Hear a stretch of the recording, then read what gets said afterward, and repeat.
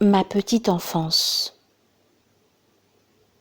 Quant à moi, je suis née à Palerme en 1901. Mon père était devenu sculpteur, profession difficile dans un pays où les artistes étaient nombreux et les ressources limitées. Ma mère, Graziella Lanza, appartenait à une famille de la grande bourgeoisie romaine. Elle devait à un oncle cardinal d'avoir été admise au couvent de la reine d'Italie, où elle avait reçu une éducation soignée.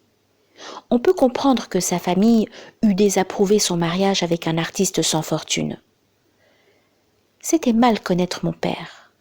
Homme de caractère et de tempérament, il ne pouvait s'accommoder d'une vie médiocre, sans compter que sa famille s'agrandissait. Une fille lui était née, qui se prénommait Vitina, une seconde, Katrina, mourut en bas âge.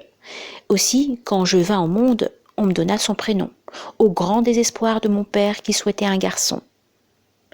Comme la vie devenait de plus en plus difficile, mon père, à l'exemple de nombreux Italiens du Sud, se résolut à émigrer en Afrique du Nord, qui était le pays de l'aventure.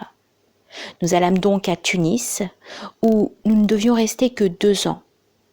De ce très court séjour, j'ai seulement conservé un souvenir, celui d'une femme très douce, qui me comblait de friandises et m'apprenait des chansons dans une langue inconnue.